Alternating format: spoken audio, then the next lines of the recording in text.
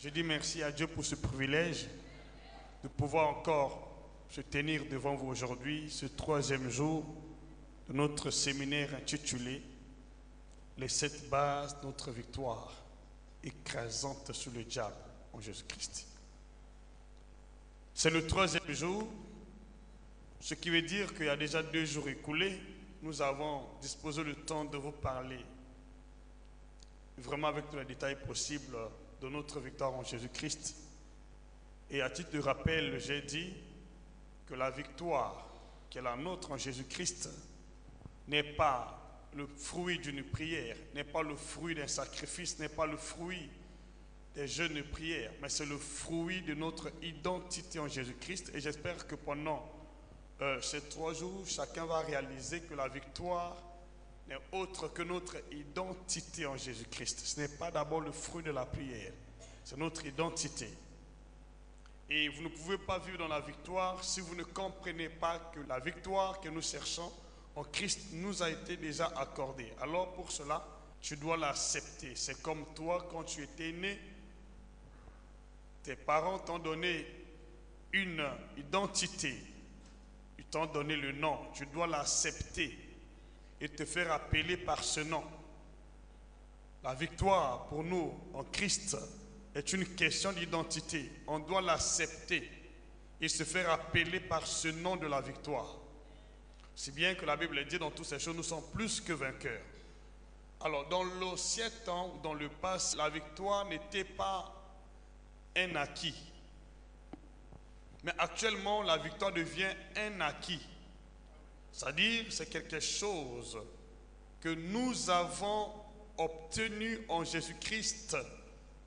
Pas parce que nous avons pu faire quelque chose, parce que nous sommes nés de nouveau l'Esprit de Dieu en Christ Jésus. Et la Bible dit clairement à ce sujet que tous ceux qui sont nés de l'Esprit de Dieu triomphent du monde. On n'a pas dit ceux qui prient, ceux qui cherchent Dieu. Ce sont ceux qui sont nés de l'Esprit de Dieu triomphent du monde. Parce que la victoire qui triomphe du monde, c'est notre foi.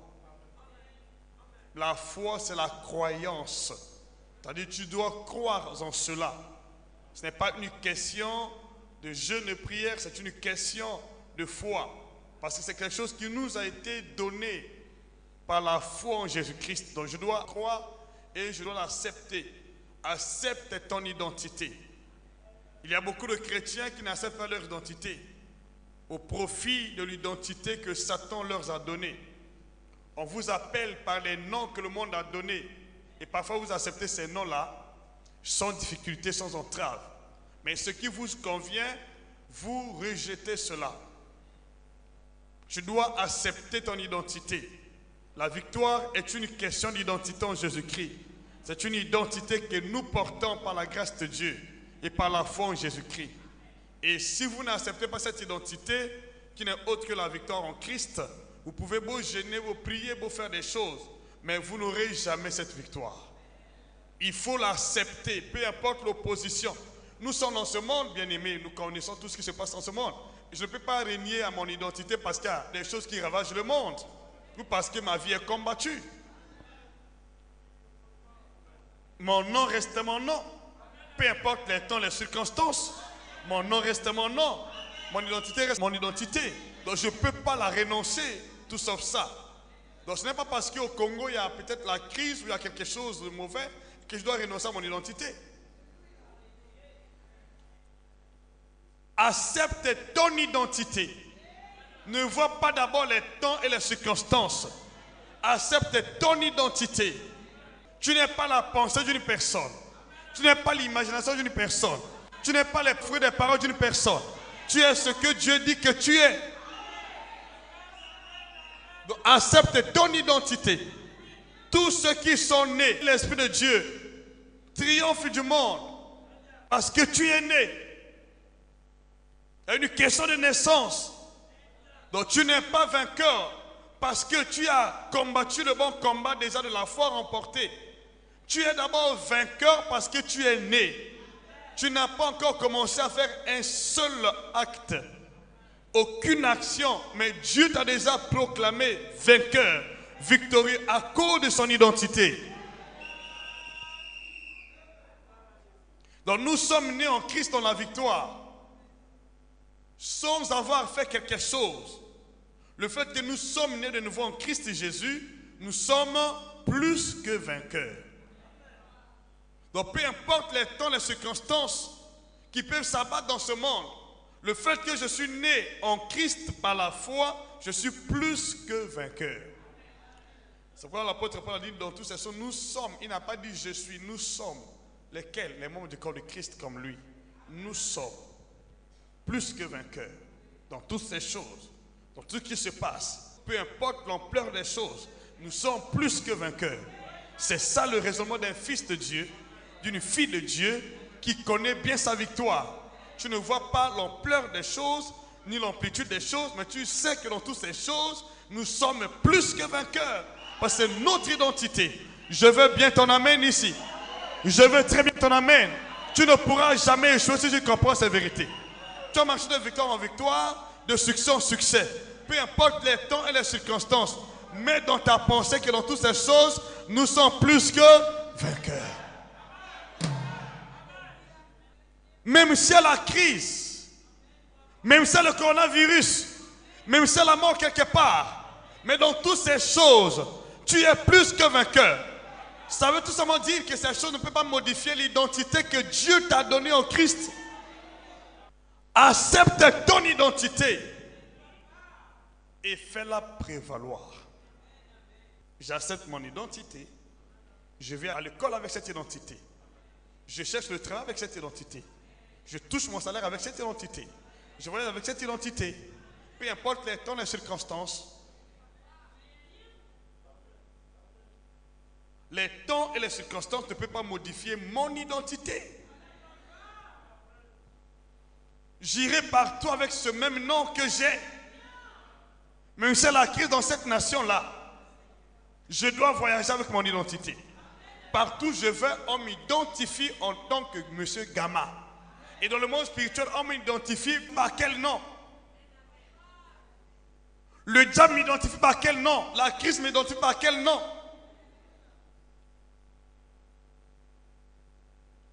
Si vous refusez votre identité, mais vous n'allez pas fréquenter.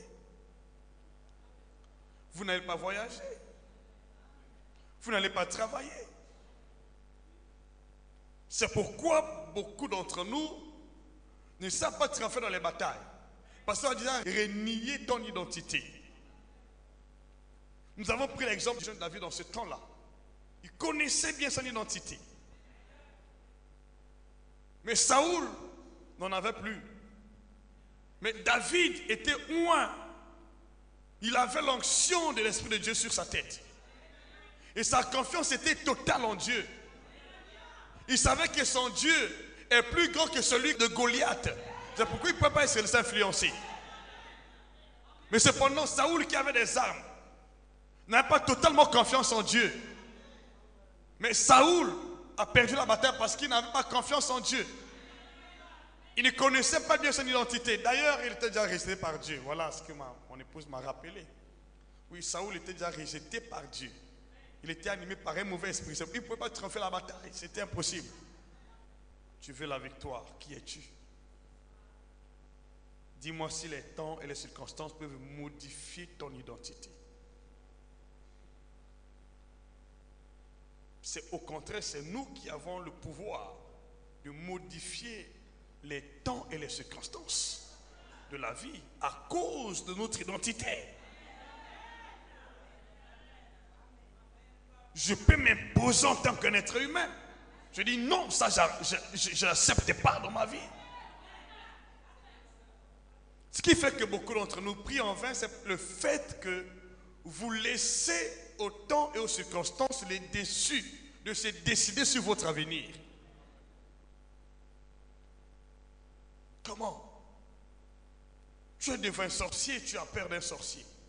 Il ne peut pas arrêter ta vie, vous allez comprendre les bases de votre victoire.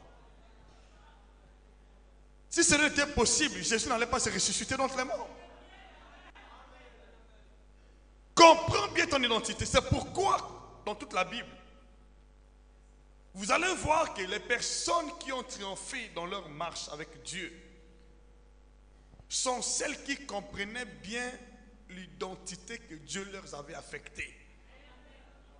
S'il était prophète, il agissait comme prophète. En tant que prophète, il est roi, il agit comme roi, sacrificateur en tant que sacrificateur, juge en tant que juge.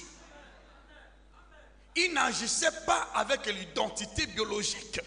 Non. Il agissait soit en qualité d'un homme de Dieu, ouais, en qualité de prophète, en qualité d'un roi, d'un sacrificateur ou d'un juge. C'était ça son identité devant les puissances de ténèbres. Depuis que tu as commencé à prier, tu as toujours le souvenir de tes échecs du passé.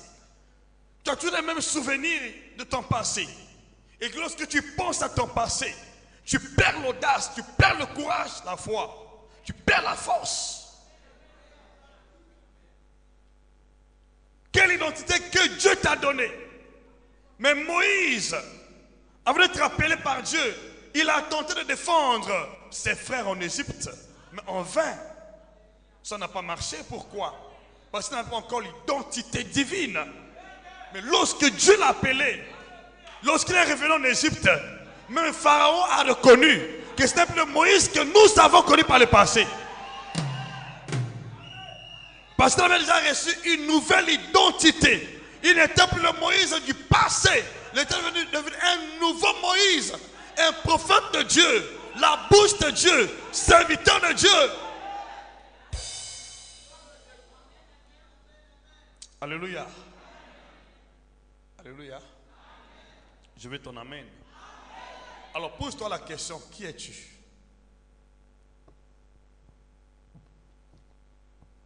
Tu peux trouver la réponse de qui tu es.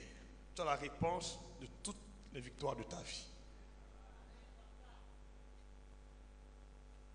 Si tu ne connais pas qui tu es, ça ne vaut pas la peine de prier. Parce que tu vas échouer. Même les démons savent que la victoire se trouve dans l'identité. Ils n'ont pas hésité à poser au fils de Sheva la question de savoir qui était-il. Je connais Jésus, je sais qui est Paul. Et vous, qui êtes-vous? Donnez-nous votre identité. Et nous serons convaincus de ce que vous êtes sur nous. Qui es-tu? Mais avant d'être prophète, avant d'être enfant de Dieu, fils de Dieu, je n'avais jamais chassé les démons. Qui m'a établi devant toi? Ce n'est pas mon identité biologique, mon identité spirituelle. Fais de moi ce que je suis devant toi, devant les puissants de ténèbres, devant la maladie, devant la mort, devant les occultistes. J'entends ton amen. Qui es-tu? Qui es-tu? Si tu ne connais pas qui tu es, dans le monde spirituel, tu es un échec permanent. Et ta vie est un échec. Qui es-tu? Raison pour laquelle tous ceux qui sont appelés par Dieu reçoivent d'abord une révélation de la part de l'Esprit avant de s'engager sur le terrain. Mais parce que sans l'identité donnée par Dieu ou révélée par Dieu, il n'y a pas de victoire.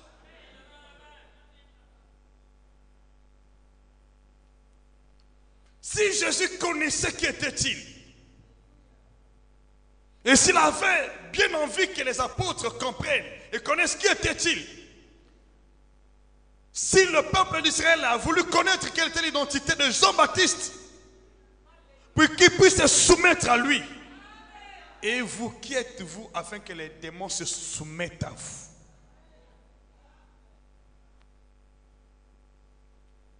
La victoire est une question d'identité. Tu dois accepter ton identité.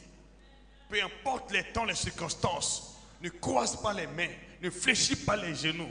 Tu dois combattre pour défendre ton identité, défendre ta volonté dans ta vie. Il faut combattre pour défendre ta cause, ton identité. Tout va changer au nom de Jésus-Christ. Ne sais pas un seul jour de renoncer ton identité. Et je peux dire que la raison pour laquelle nombreux d'entre les croyants chrétiens sont dans les malheurs et vivent toute leur vie dans le chèque ou l'oppression, c'est le fait qu'ils n'acceptent pas leur identité. Il y a beaucoup d'hypocrites dans le milieu ecclésiastique. Il y a des chrétiens de nom, mais qui ne le sont pas du tout. Ce qui est important, ce n'est pas le fait de convaincre les gens que tu es chrétien. C'est le fait que les démons connaissent qui es-tu.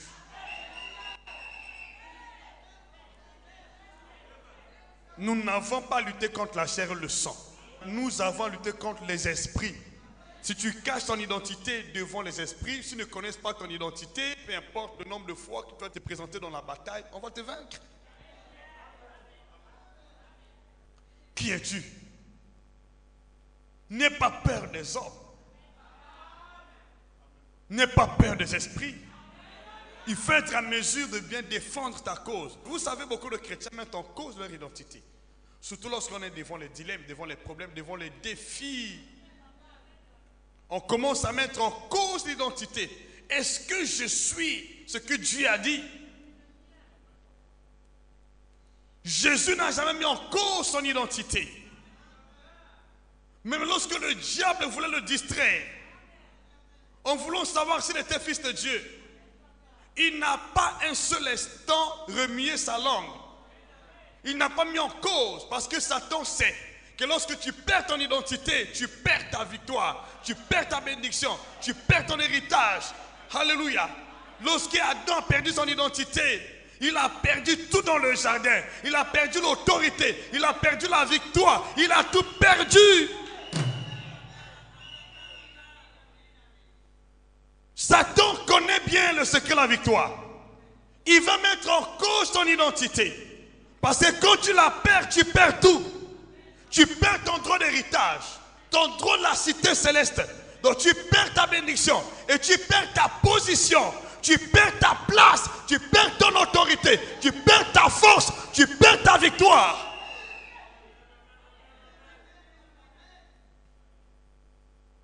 Voilà pourquoi il voulait mettre en cause l'identité de Jésus. Il dit, si tu es fils de Dieu. Jésus dit, mais ce n'est pas parce que je sorte que je suis fils de Dieu. Je le suis par essence. Et Jésus a triomphé sur le diable. Qui es-tu dans ton cœur? Est-ce que toi tu es conscient ou consciente que toi, tu es enfant de Dieu? Ou tu conditionnes ton identité par les dons, les circonstances de ce monde? Si tu conditionnes ton identité à cause de ce qui se passe dans ce monde, je dis, tu n'as pas encore saisi ta victoire.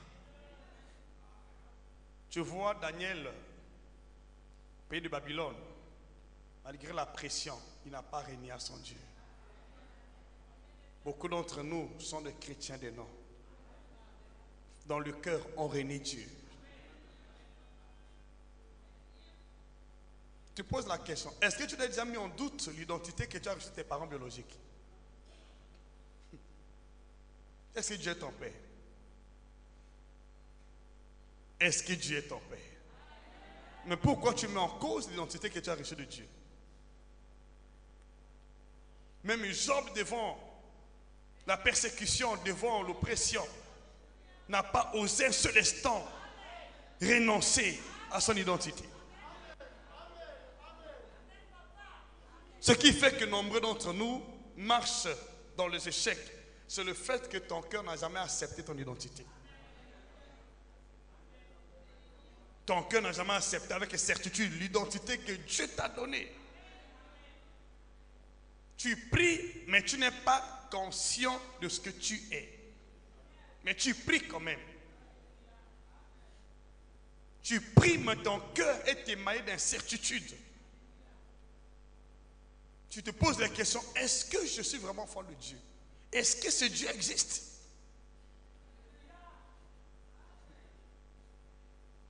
Alors comment prétends-tu avoir la victoire si celui en qui ta foi est fondée n'existe pas? Donc ta foi est fondée dans le vide. Ce qui manque à beaucoup de chrétiens, c'est la prise de conscience. Commence à réaliser là où tu es. qui es-tu réellement? Et combien accepter l'identité parallèle, c'est-à-dire l'identité qui était affectée par les faits, par les temps, les circonstances. Combien se font appeler par le nom que les démons affectés?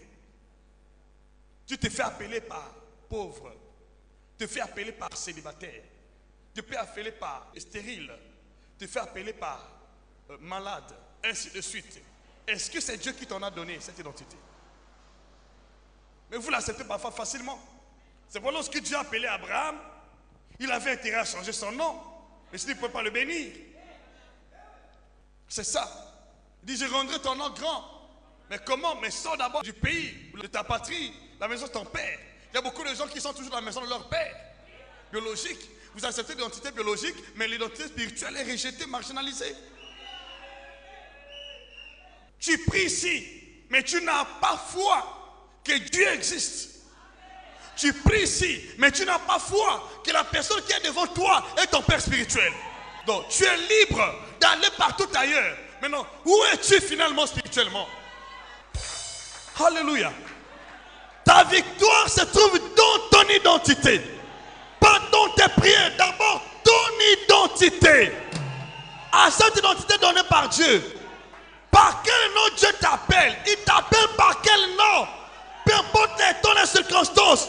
Quel est le nom que Dieu t'appelle? Voilà ce qui compte. Tel est le témoignage que Dieu a rendu à ton sujet.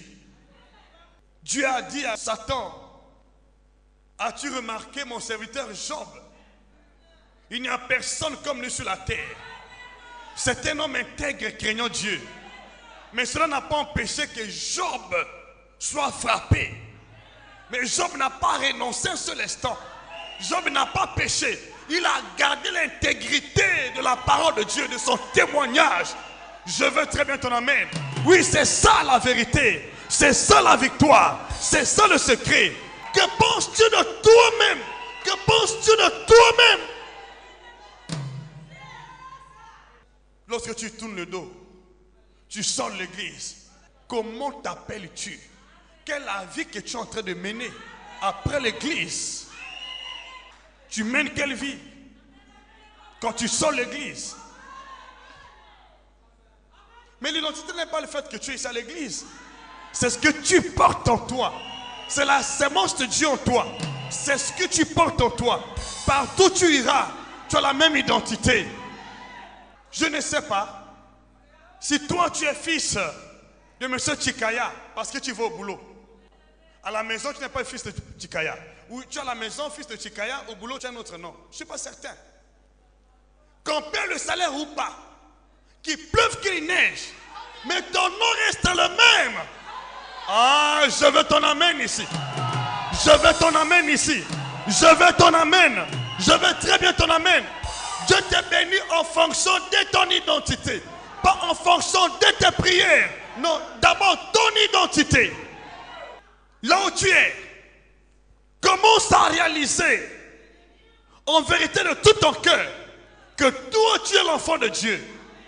Tu es la fille de Dieu. Tu es fils de Dieu. Commence à réaliser de tout ton cœur que mon père spirituel s'appelle prophète Jules Gama. Mets ça dans ton cœur. Tu vas voir les choses qui vont t'arriver après. Enlève l'incertitude. Enlève le doute. Commence à croire en vérité. Tout va changer dans ta vie. Commence à croire en vérité. Donne-toi tout entier. Commence à croire en vérité. Les choses vont changer. Je veux ton amen. Mais si tu ne connais pas prier, à cause de l'identité que Dieu t'a donnée, à cause de mes prières, Dieu va changer ton histoire.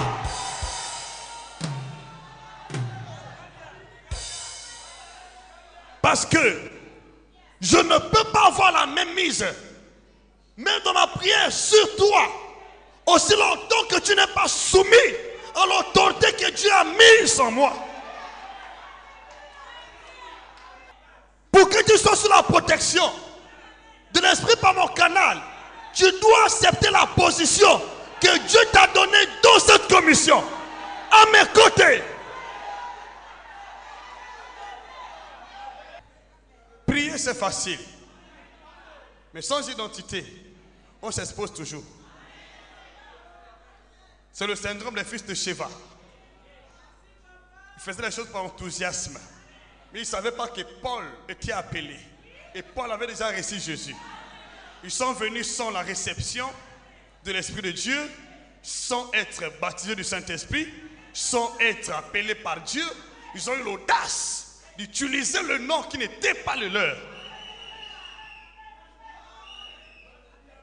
De qui es-tu fils? De qui es-tu fille? La Bible nous parle des fils des prophètes. La Bible nous parle des fils de Dieu. Pourquoi cela? Pourquoi cette précision? La Bible nous parle des fils des rois. On les appelait princes. Par cause d'eux, à cause de la position d'autorité que leur papa occupait.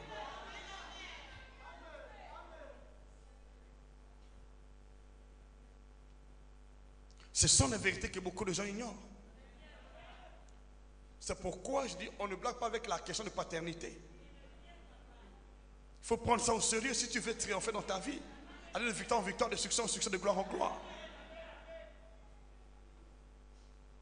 Alléluia. Est-ce que je peux entendre ton amen? Est-ce que je peux entendre ton amen? Est-ce que tu vois ta victoire? Est-ce que tu réalises ta victoire? Est-ce que tu réalises ta victoire? Est-ce que tu réalises ta victoire? Est-ce que tu réalises ta victoire? Vous savez, je ne peux pas échouer. Tu sais, parce que je connais mon appartenance, mes origines. Je suis né de Dieu. Et la Bible dit, tous ceux qui sont nés de Dieu triomphent du monde. C'est établi. C'est établi. Et la Bible dit encore, la victoire qui triomphe du monde, c'est notre foi. Donc je ne peux pas douter un seul instant de ce que Dieu est, de ce que je suis en Christ, ou dans le ministère. Parce que ce n'est pas la foi. Alléluia. Ce n'est pas ma foi. Ma confiance en Dieu, ma confiance en Dieu, ma confiance en sa parole, oui, c'est pas la foi. Imagine si tu mets en cause ce que Dieu a dit à ton sujet. Ouvre bien tes oreilles aujourd'hui. Comprends ce que je veux dire par la grâce de Dieu. Le Saint-Esprit m'a convaincu de te communiquer les bases de la victoire. Une fois ces bases établies dans ta vie, tu ne pourras jamais échouer. Si et seulement si ces bases peuvent être établies dans ta vie, je dis, je le jure devant Dieu, tu ne pourras jamais échouer. Il suffit que tu focalises ta marche en Christ sur ces bases. Je le dis devant Dieu, tu ne pourras jamais échouer. Vous savez, il y a beaucoup de gens qui pensent le fait que nous avons tous la Bible, elle est à la portée de tout le monde. Non. Tu peux avoir des livres de mathématiques chez toi. Mais est-ce que tu es prophète de mathématiques?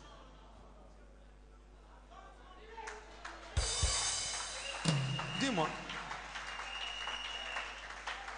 Il y a des gens qui ont appris les mathématiques, sans ou avec les livres peuvent t'expliquer quelque chose. Il y a des gens qui ont des livres chez eux, même que ce soit des livres de français, de mathématiques, des sciences physiques. Mais si tu es profane, ces livres ne vont pas t'en profiter. Le fait que tout le monde a la Bible chez lui, on pense qu'avoir la Bible, savoir Dieu. Tu peux avoir la Bible sans Dieu. Et sans connaître Dieu, ni connaître sa volonté.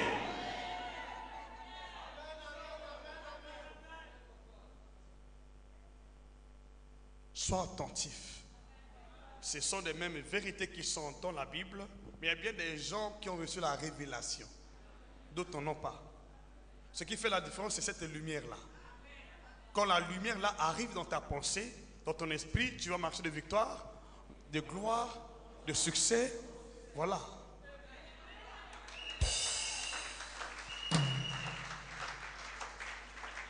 C'est la même Bible que tu as chez toi à la maison. Mais lorsque tu la ouvres, tu n'as pas la même compréhension des Écritures.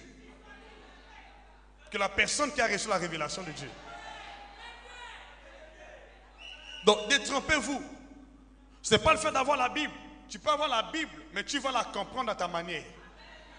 Mais la personne qui est révélée va t'expliquer les choses avec les détails possibles. Et dans ce qu'il va te dire, tu vas trouver le succès, tu vas trouver la gloire, tu vas trouver l'autorité de Dieu, tu vas trouver la vie divine. Et je prie que ça soit ton partage, que ça soit ton héritage, ton héritage, ton héritage, au nom de Jésus, ton héritage là où tu es. Tu as compris vraiment? Si tu as compris, acclame plus fort pour la gloire de Dieu là où tu es.